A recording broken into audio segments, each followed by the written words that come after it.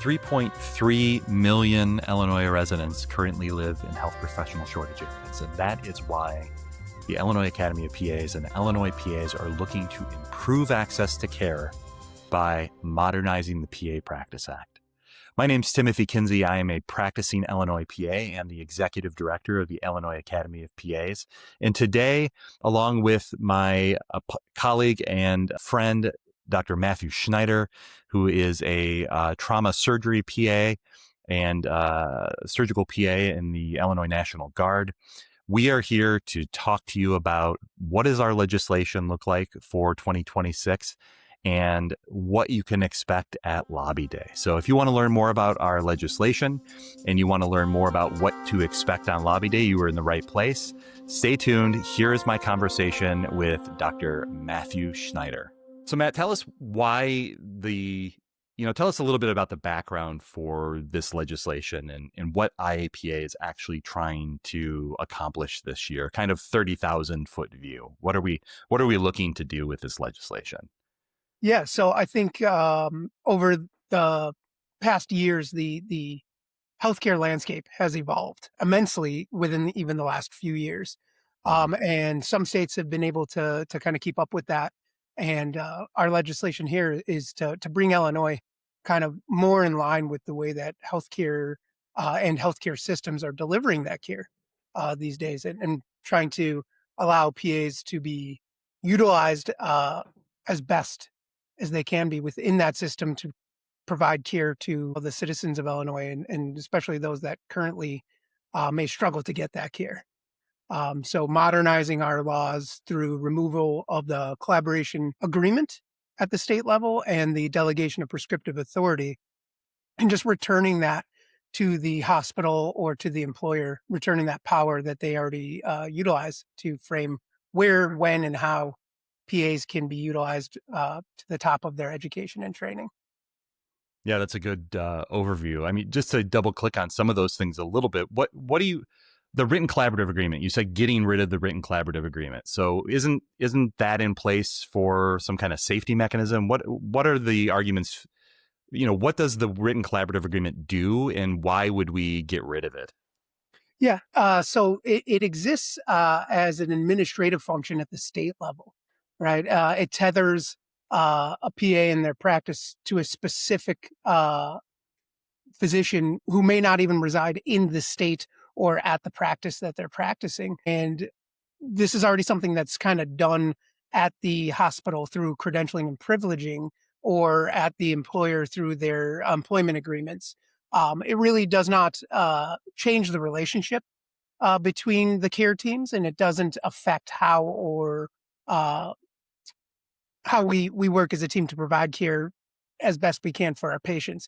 What it does is it slows down and creates more roadblocks for licensing, um, time wise, to get through at the state level before the employer can even work through their credentialing and privileging.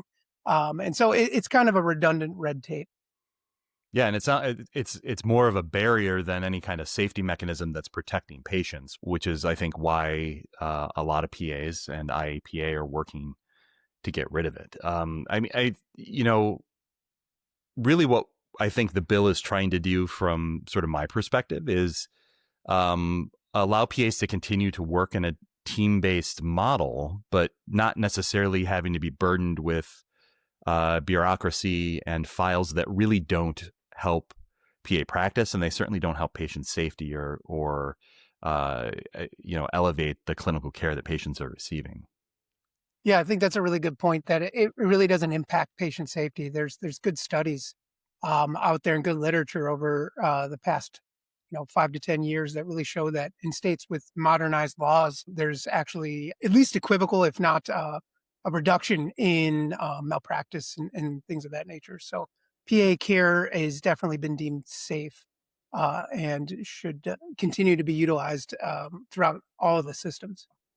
So working on getting rid of written collaborative agreements to streamline really the onboarding and the hiring of PAs and remove the bureaucracy that's really not adding anything to patient safety or patient care. The second thing that we're looking to do is around delegated authority for prescribing. Can you talk a little bit about what the IAPA is looking to do in our new legislation with regards to delegation of prescriptive authority?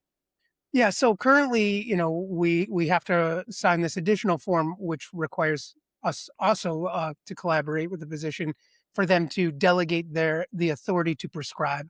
Mm-hmm. Even though we hold our own license for prescription at a state level, as well as DEA license at the federal level, that provides that validation and authority to prescribe.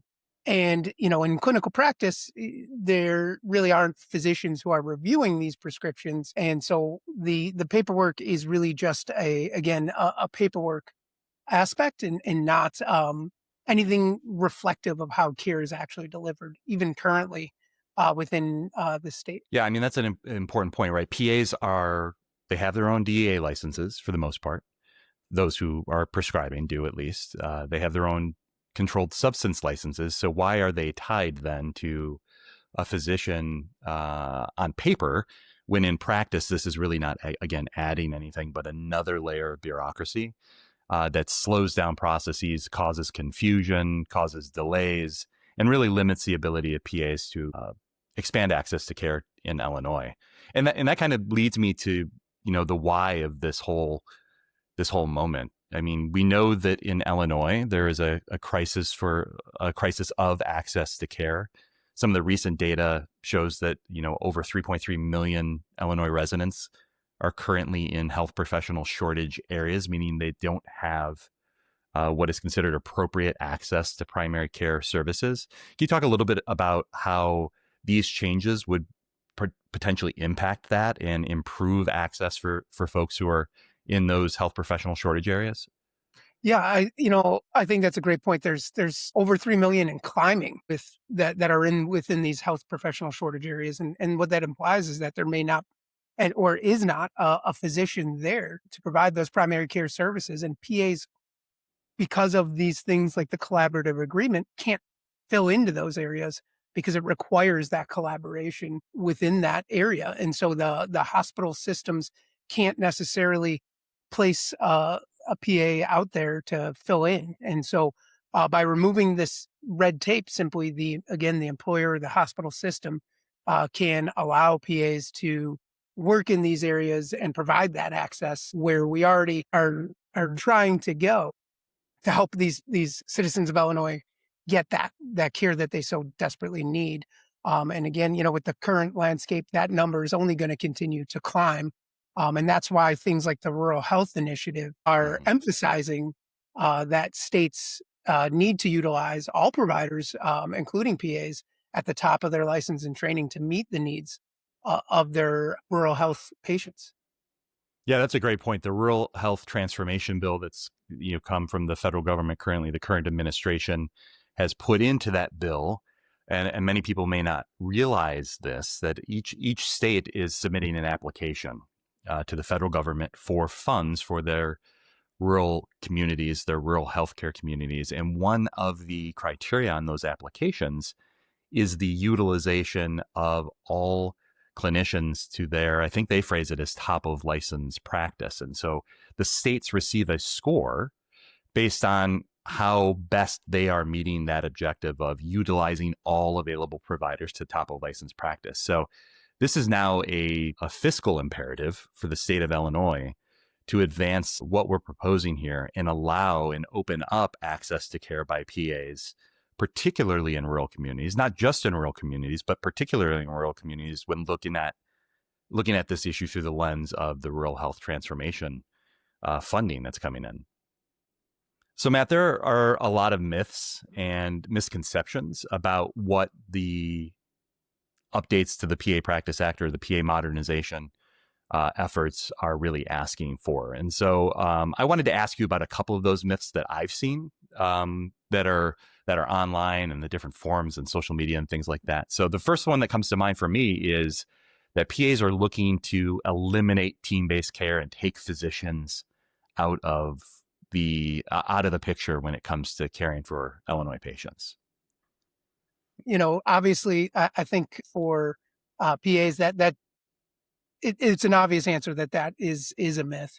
The way we provide care is not affected by this bill. This bill is targeting the red tape at the state level, and really doesn't change the way we practice and the teams that we're on. Certainly, nobody's looking to replace or take jobs that currently would be held by physicians. But as we talked about, there's a big gap and shortage, and by removing this red tape, we can help to fill those areas and increase the team-based care that patients can access. Yeah, that's a great explanation of what we're actually asking for.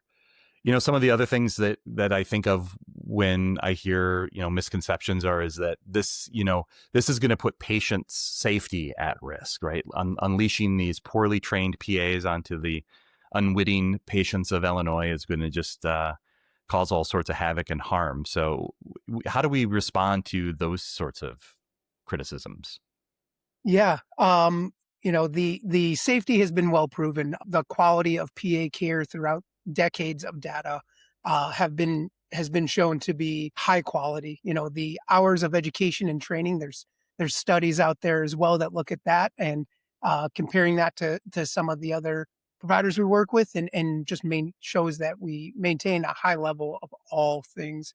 And so the care that we provide and the quality that we provide won't change with any of this legislation.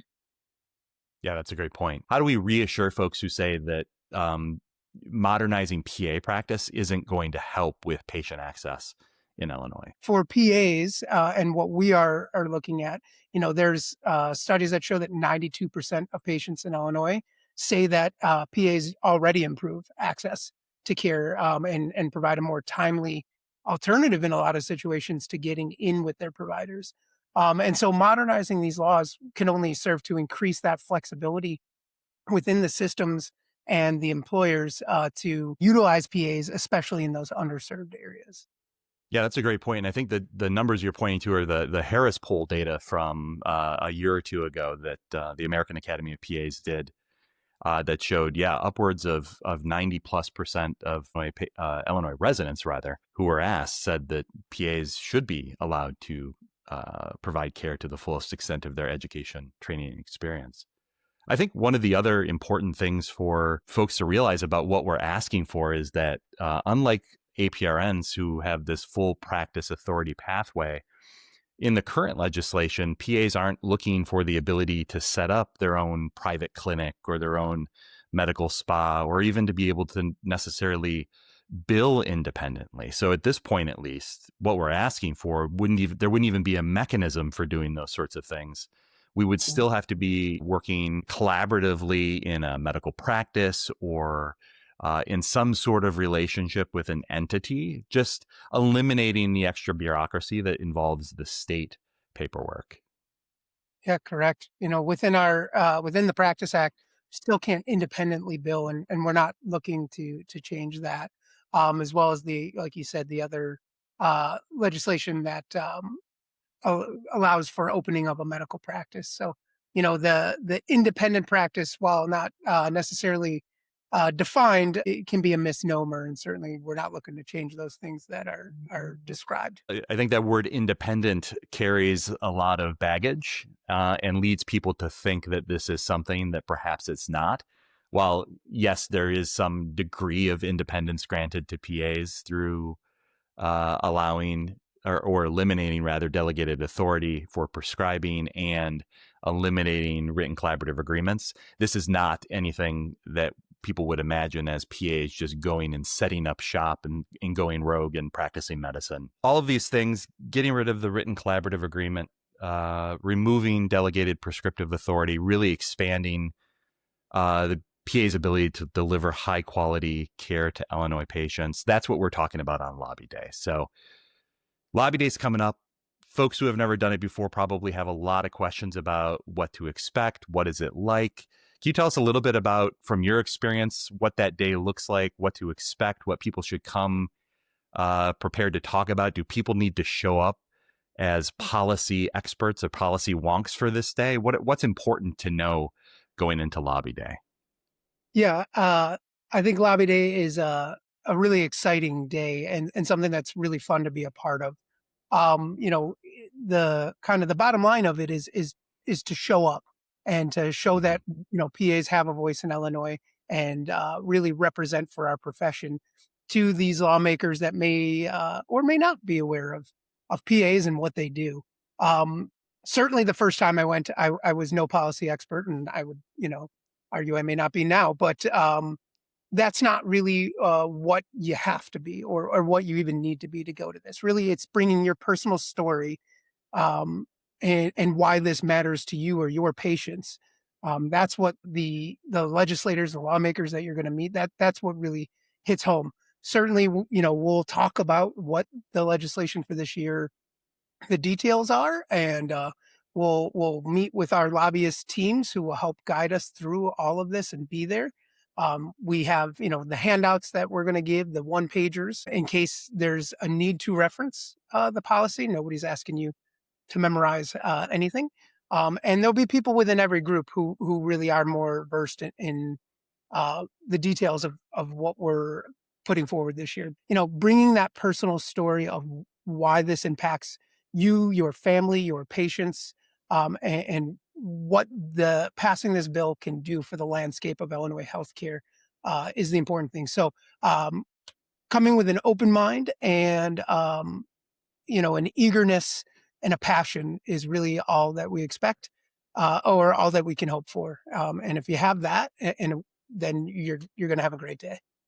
Yeah, I agree. I think it's a lot of fun. I think folks are a little bit nervous going into it, but I think at the end, if you asked everybody, they would say that it was nothing to worry about to begin with. It's exhilarating. It's exhausting, but it's a fun day. It's a fun time running around with your colleagues and talking about PA practice and all of the great work that PAs are doing.